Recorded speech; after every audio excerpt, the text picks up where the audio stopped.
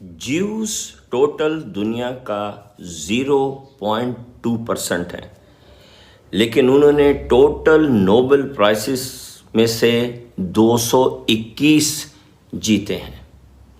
मुसलमान total world population का 25% है, लेकिन उन्होंने सिर्फ 13 नोबेल प्राइज़ जीते हैं। और अगर उसमें से आप वो नाम नेहाद अमन के नोबेल प्राइजेस निकाल दें तो मुश्किल से 8। क्या वजह है? वजह ऑफ कोर्स है निज़ाम तालीम। लेकिन निज़ाम तालीम में क्या फ़र्क है?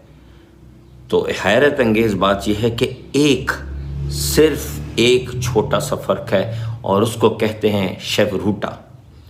शेवरूटा ख़ास यहूदी तालीम का हिस्सा है कई हज़ार साल से, जिसकी वजह से उनकी ज़हानत यानी क्रिटिकल थिंकिंग, एनालिटिकल थिंकिंग बाकी पूरी दुनिया से ज़्यादा है। शेवरूटा क्या होता है? शेवरूटा ये होता है कि तकरीबन 10-11 साल की उम्र से ही बच्चों के पेयर्स बना दिए जाते हैं।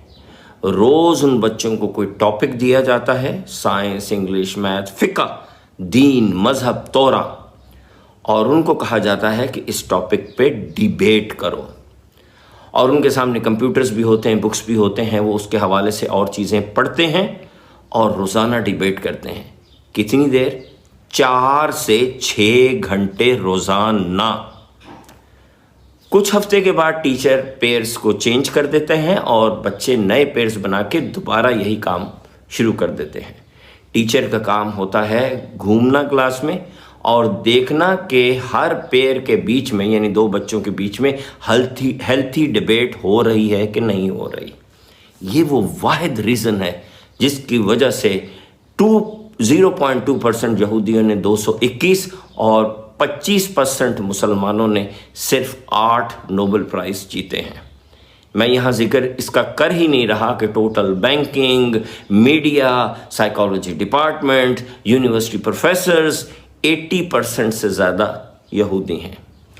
तो हमें शेवरूटा अपने यहाँ इंट्रोड्यूस कराना है। कैसे कराना है ये मैं आपको अभी बताता हूँ, लेकिन पहले एक अहम बात सुन लीजिए। अफसोसनाक, यहूदियों ने शेवरूटा का सिस्टम मुसलमानों से लिया है, और जब तक ये शेवरूटा सिस्टम मुसलमानों के अंदर था, मुसलमान वर्ल्ड पावर थे, सुपर पावर थे। तो अब आइए कि ये शेवरूटा सिस्टम कैसे करना है। इस किताब की मदद से करना है। इस किताब में शेवरूटा के लिए टॉपिक्स दिए हैं। सबसे अहम टॉपिक तो इसमें यह है कि इस किताब के ज़रिए बच्चों को एक चैप्टर पढ़ के उसमें से क्वेश्चन डिज़ाइन करना सिखाया गया है, जवाब देना नहीं सिखाया गया। शेवरूटा यानी डिस्कशन, जिससे क्रिटिकल और एनालिटिकल थिंकिंग बिल्ड होती है। एक चैप्टर पढ़ के उस पर क्वेश्चन करने से आता है, जवाब देने से नहीं आता। उसके बाद इसमें एक और जो इम्पॉर्टेंट एक्टिविटी है वो ये है कि इसमें पूछा गया है कि इस पूरे सबक का सेंट्रल मैसेज क्या है। बच्चे इस पे डिबेट करते हैं, डिस्कशन करते हैं, और फिर उनसे पूछा गया है कि इस स्टोरी को हम क्या टाइटल दें। बच्चे बहुत लंबे अरसे तक इस पे डिबेट करते हैं और उससे उनकी क्रिटिकल थिंकिंग बिल्ड होती है। रसूलुल्लाह सल्लल्लाहु अलैहि वसल्लम की हदीस है कि हिकमत मोमिन की गुमशुदा मीरास है, उसको जहाँ देखता है हासिल कर लेता है। हमें इस हिकमत को हासिल करके आज से ही अपने निज़ाम तालीम में बेहतरी लानी है।